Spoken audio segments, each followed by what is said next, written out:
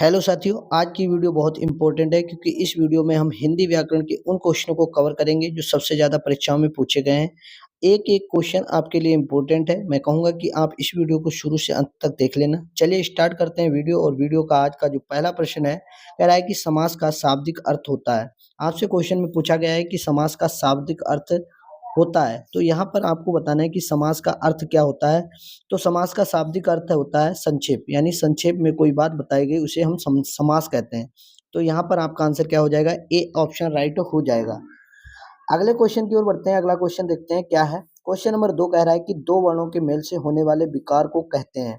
आपसे क्वेश्चन पूछा गया है कि दो वर्णों के मेल से होने वाले विकार को कहते हैं।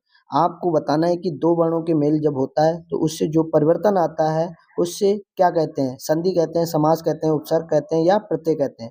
तो यहाँ पर आपका सही आंसर हो जाएगा संधि। दो वर्णों के मेल से होने वाले विकार को क्या कहते हैं, संधि कहते हैं। तो यहाँ पर आपका आंसर क्या हो जाएगा, ए ऑप्शन राइट हो जाएगा। आई होप, मैं उम्मीद करता हूँ कि दूसरा क्वेश्चन आपको क्लियर हुआ है। तो नेक्स्ट क्वेश्चन की ओर बढ़ते हैं। अगला क्वेश्चन देखते हैं क्या है। क्वेश्चन नंबर 3 में कह रहा है कि इनमें कौन स्वर संधि का उदाहरण है। तो आपसे पूछा गया है कि स्वर संधि का उदाहरण, इनमें से कौन स्वर संधि का उदाहरण है। तो यहाँ पर आपका आंसर कौन सा हो जाएगा। तो प्यारे साथी, आपको पता है पवन में स्वर संधि है, स्वर संधि पवन में है। तो यहाँ पर आपको पता है स्वर संधि के कितने भेद होते हैं। तो आपको पता है 5 भेद होते हैं। पांचों के आपको नाम याद रखने हैं। तो आपका क्वेश्चन है कि इनमें से कौन स्वर संधि का उदाहरण है। तो पवन स्वर संधि का उदाहरण है। तो यहाँ पर अयादि संधि है, तो ये भी आपको ध्यान रखना है। चलिए अगले क्वेश्चन की ओर बढ़ते हैं। अगला क्वेश्चन क्या है। क्वेश्चन नंबर 4 कह रहा है कि पवित्र में प्रयुक्त संधि का नाम है। तो यहाँ पर एक शब्द लिखा है जिसका नाम है पवित्र। शब्द है पवित्र। पवित्र में आपको बताना है कि कौन सी संधि है। तो यहाँ पर आपका क्वेश्चन है कि पवित्र में प्रयुक्त संधि का नाम बताइए। तो देखिए, पवित्र में आपको बताना है कि कौन सी संधि है। तो यहाँ पर आपका आंसर हो जाएगा अयादि संधि। तो यहाँ पर आपका सी ऑप्शन राइट हो जाएगा। पवित्र में कौन सी संधि है। तो अयादि संधि है। अयादि संधि किस में आती है। तो आपको पता है स्वर संधि में आती है। तो स्वर संधि के मैंने अभी बताया कितने भेद होते हैं, 5 भेद होते हैं। आई होप, मैं उम्मीद करता हूँ कि इस क्वेश्चन से रिलेटेड कोई भी चीज आपको दिक्कत नहीं करेगी। अगले क्वेश्चन की ओर बढ़ते हैं। अगला क्वेश्चन देखते हैं क्या है। क्वेश्चन नंबर 5 की ओर बढ़ते हैं। कह रहा है कि निराशा का सही संधि विच्छेद है। तो यहाँ पर एक शब्द है निराशा। तो इसका आपको संधि विच्छेद बताना है, यानी इसको तोड़ना है। तो सार्थक दो इस तरीके से आपको बनाना है कि इसको जोड़ने पर हमें निराशा सही तरीके से शब्द बन जाए। तो यहाँ पर आपको ऑप्शन देखने होंगे। तो ऑप्शन नंबर सी में अगर देखते हैं, नि प्लस आशा, यानी ये वाला आशा निराशा सही तरीके से है। तो यहाँ पर विसर्ग संधि निराशा में है, तो ये भी आपको ध्यान रखना है। तो संधि कितने भेद होते हैं। तो संधि के 3 भेद होते हैं, जिसमें एक होता है स्वर संधि, व्यंजन संधि और विसर्ग संधि। तो यहाँ पर विसर्ग संधि है।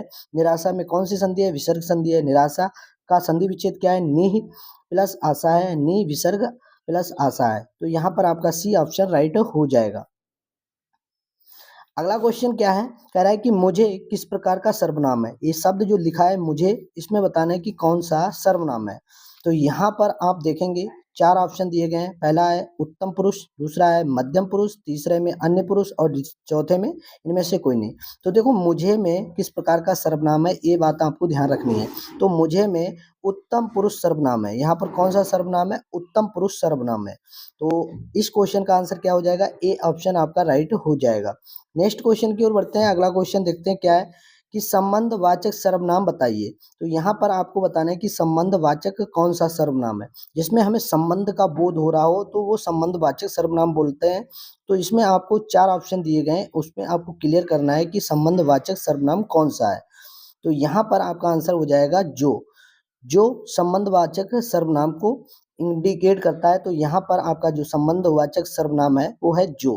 तो यहाँ पर आपका आंसर क्या हो जाएगा, सी ऑप्शन राइट हो जाएगा। इस क्वेश्चन को ध्यान से देख लीजिए। इसमें कहा गया है संबंधवाचक सर्वनाम बताइए, ऐसा सर्वनाम जिसमें संबंध का बोध हो रहा हो। तो यहाँ पर जो शब्द है इसमें संबंध का बोध हो रहा है। तो यहाँ पर संबंधवाचक सर्वनाम कौन सा है, जो है, जो सी ऑप्शन में मिल रहा है। नेक्स्ट क्वेश्चन की ओर बढ़ते हैं। अगला क्वेश्चन देखते हैं क्या है। क्वेश्चन नंबर 8 कह रहा है कि निम्नलिखित में से विशेषण चुनिए। तो यहाँ पर आपको बताना है कि विशेषण बताना है कि कौन सा विशेषण है। तो यहाँ पर आपका देखो मिठाई, मिठास, थोड़ा और स्वयं, इनमें से आपको क्लियर करना है कि विशेषण कौन सा है। तो विशेषण देखो थोड़ा विशेषण है, देखो मिठाई विशेष है, मिठास भी विशेष है, स्वयं देखो एक स्वयं अपने आप को बोध कर रहा है। तो यहाँ पर आपका सही आंसर क्या हो जाएगा, सी ऑप्शन राइट हो जाएगा। आई होप, मैं उम्मीद करता हूँ कि इस क्वेश्चन में स्टूडेंट को कोई भी दिक्कत नहीं आएगी। अगर आपको दिक्कत आ रही है तो फिर से इस चीज को देख लीजिए। विशेषण पूछा है, आपसे पूछा है कि विशेषण चुनिए, तो विशेषण थोड़ा है, बाकी इन किसी में विशेषण नहीं है, विशेष से है, ये बात आपको ध्यान रखनी है। तो यहाँ पर एक चीज आपको क्लियर है कि विशेषण क्या होते हैं, विशेष क्या होते हैं, संज्ञा क्या होती है, ये सब चीजें आपको ध्यान रखनी है। ये भाववाच्य संज्ञा भी होती हैं, ये भी आपको क्लियर रखना है। अगला क्वेश्चन है कि निम्नलिखित में विकारी शब्द कौन सा है। तो यहाँ पर आपको बताना है कि विकारी शब्द कौन सा है। तो 4 ऑप्शन दिए गए हैं, इसमें से आपको दो खोज करनी है कि विकारी शब्द कौन सा है। तो विकारी शब्द की बात करें तो इसमें लड़का एक विकारी शब्द है, जैसे आज है, यथा है, परंतु ये विकारी शब्द नहीं है, लड़का विकारी शब्द है।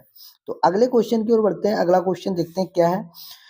परोक्ष का विलोम शब्द बताइए, यानी परोक्ष का विपरीत क्या होता है, ये आपको बताना है। शब्द है परोक्ष का विलोम शब्द बताना है, यानी विपरीत बताना है क्या होगा, उल्टा क्या होगा। तो यहाँ पर आपका आंसर जाएगा प्रत्यक्ष। तो यहाँ पर आपका ए ऑप्शन राइट हो जाएगा।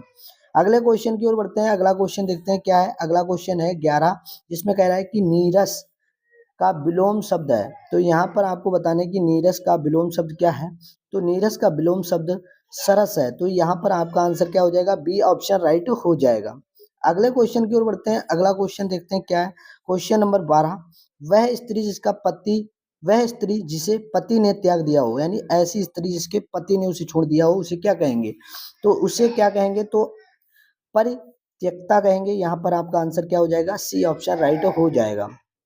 अगले क्वेश्चन की ओर बढ़ते हैं। अगला क्वेश्चन क्या है।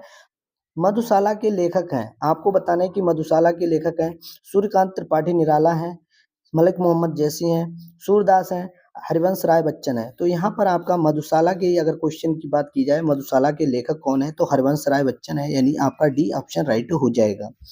अगले क्वेश्चन की ओर बढ़ते हैं। अगला क्वेश्चन क्या है। अगला क्वेश्चन बहुत बेहतरीन, बहुत लाजवाब क्वेश्चन है। इसमें कहा गया है कि निम्नलिखित में से कौन सा उपन्यास प्रेमचंद्र की का नहीं है। आपको ये बताना है कि ऐसा कौन सा उपन्यास है जो प्रेमचंद्र जी ने नहीं लिखा है।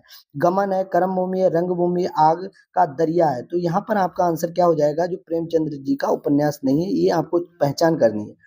तो देखिए आपका आंसर हो जाएगा आग का दरिया, ये प्रेमचंद्र जी का नहीं है, बाकी ये तीनों उपन्यास मुंशी प्रेमचंद द्वारा लिखे गए हैं। तो यहाँ पर आपका आंसर क्या हो जाएगा, डी ऑप्शन राइट हो जाएगा। अगला क्वेश्चन है कि हिंदी की पहली कहानी लेखिका का नाम बताइए।